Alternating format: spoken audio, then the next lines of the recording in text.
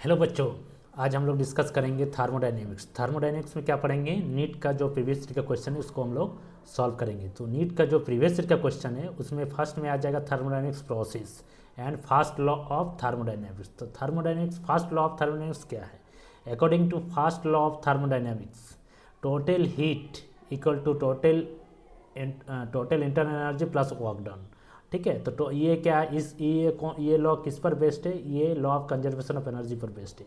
Total जितना heat दे रहे हैं हम लोग वो किस में कन्वर्ट हो जा रहा है? इंटरनल एनर्जी में प्लस वर्क डन में। ठीक है, तो इसी टॉपिक पर हम लोग कुछ सॉल्व करेंगे जो नीट का प्रीवियस ईयर का क्वेश्चन है।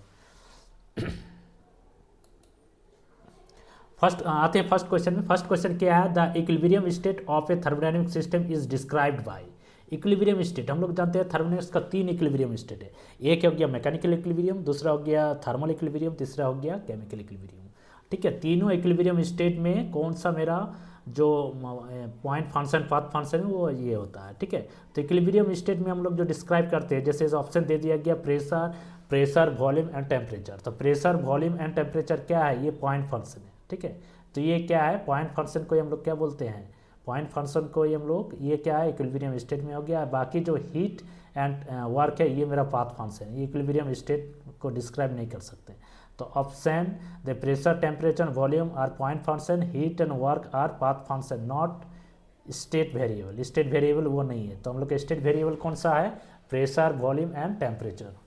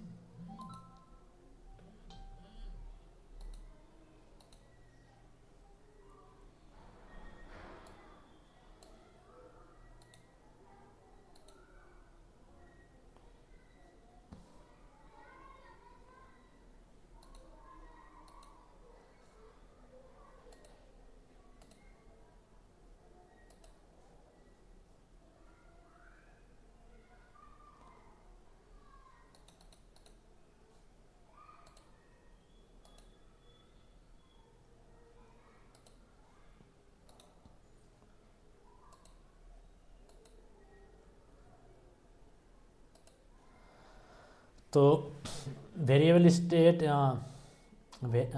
वेरिएबल क्या है मेरा? Pressure volume and temperature. Second question में आते हैं स्टूडेंट्स। सेकंड क्वेश्चन में आते हैं the thermodynamic system is taken through the given A B C D ए।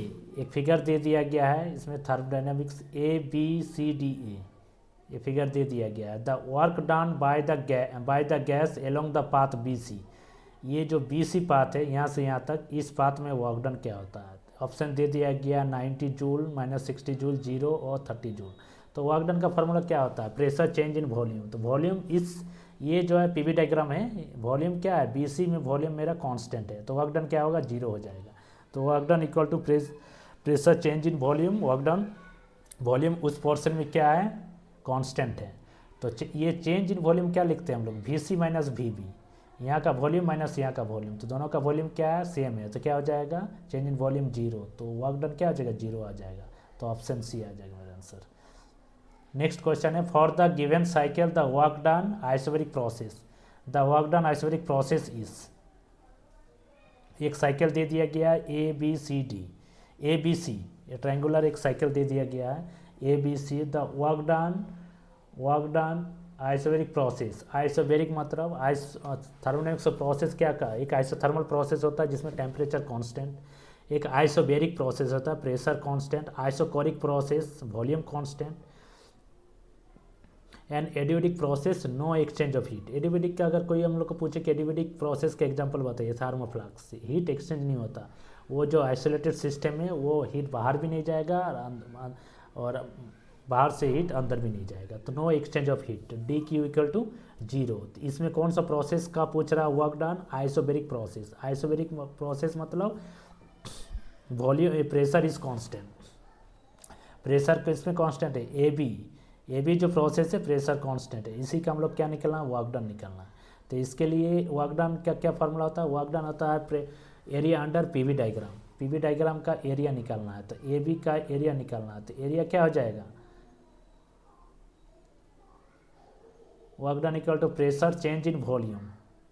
देखिए प्रेशर चेंज इन वॉल्यूम, तो एरिया अंडर पीवी ग्राफ, तो इसका एरिया निकालना है, तो एरिया क्या हो जाएगा, लेंथ इंटू ब्रेथ, तो इसका हो जाएगा मेरा work done equal to pressure change in volume. Pressure कितना दे दिया गया, प्रेशर यहाँ का दे दिया, इस पॉइंट का प्रेशर दे दिया गया है, एंड चेंज इन वॉल्यूम, तो चेंज इन वॉल्यूम क्या है, V3 माइनस V1, तो बी पोर्शन में वॉल्यूम क्या है 3 है, और ए पोर्शन में क्या है, इसमें देखिए वॉल्यूम 1 दे दिया गया है, तो ये माइनस करके मेरा 600 जूल, तो वर्क डन कितना आएगा 600 जूल, वर्क डन कितना आया 600 जूल। तो option D is the right answer, option D is the right answer.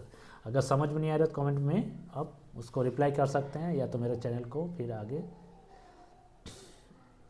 Next question, ideal gas follows a process described by the equation PV2, PV का power 2 equal to C from the initial point में क्या था, pressure P1, volume V1 and T1 था, to A final state में pressure P2 and volume V2 and temperature T2 है।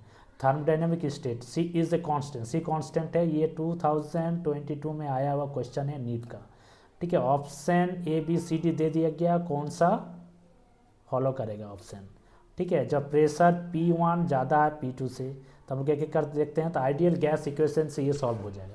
तो ideal gas equation क्या है, PV equal to MRT, P क्या pressure, V temperature, V volume, MRT mass, R होगी आपका PV equal to MRT, temperature क्या हो जाएगा, MRT क्या हो जाएगा, T क्या हो जाएगा टेम्परेचर, ठीक है। और एक पॉलीट्रॉपिक इक्वेशन क्या आ जाएगा, PV का power 2 equal to C। From equation 2 से हम लोग निकालते हैं, इक्वेशन 2 इसको मान लेते हैं, इक्वेशन 2 से मान लेते हैं, तो इसका क्या आ जाएगा, P1 V1 whole square equal to P2 V2 whole square, तो P1 बाई P2 क्या आ जाएगा, V2 बाई V1 इसका टोटल का whole square, V2 by V1 whole square, total का होल स्क्वायर दे दिया गया है। तो कंडीशन 1 में क्या है, अगर P1 ज़्यादा होगा P2 से, अगर P1 ज़्यादा होगा P2 से, तो V1 कम हो जाएगा, क्योंकि इन्वर्सली प्रोपोर्शनल है, ये अगर बढ़ेगा तो ये घटेगा, P1 अगर बढ़ रहा है तो ये घटेगा, घटना चाहिए, बट इसमें बढ़ा हुआ है, तो option A is not A correct answer, option A नहीं होगा। नेक्स्ट आते हैं बी में, ये क्लियर हो गया। अब आते हैं gas equation PV equal to MRT, P equal to क्या आ जाएगा MRT बाई V, ठीक है, और PV2 का PV square equal to C, तो इसमें हम लोग P का जो वैल्यू है यहाँ पुटअप करेंगे, P का वैल्यू मेरा क्या आया MRT बाई V, तो MRT बाई V कर देंगे, तो एक V कट जाएगा, बचेगा यह C, MR क्या है कांस्टेंट है, तो क्या बचेगा T1 V1 equal to T2 V2, ये इक्वेशन आ जाएगा मेरा, तो T1 by T2 equal to क्या हो जाएगा V2 बाई V1।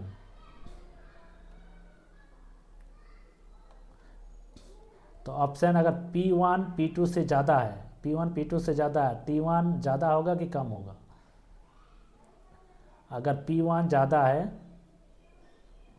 इसमें देखिए फर्स्ट में P1 अगर ज़्यादा है तो V1 कम होगा, और V1 अगर कम है, V1 कम है तो V1 अगर कम है तो T1 ज़्यादा होगा, तो T1 ज़्यादा इसमें आंसर में है क्या,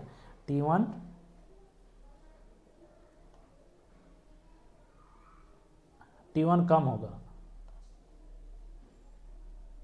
V1 अगर कम है, V1 कम है तो T1 मेरा क्या हो जाएगा, T1 ज़्यादा होगा, तो T1 इसमें ज़्यादा मेरा दिया हुआ नहीं है, T1 कम है, इसलिए आंसर भी रॉन्ग हो जाएगा। नेक्स्ट आते हैं V2 और V और T के रिलेशन में, V2 अगर ज़्यादा है तो T2 क्या होगा, V2 अगर ज़्यादा होगा, V2 मेरा ज़्यादा है,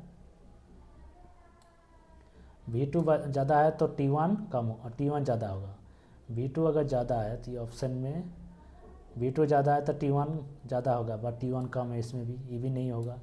आता है ये V2 ज़्यादा है तो T1 ज़्यादा होगा, ये राइट आंसर होगा, तो D is the right answer.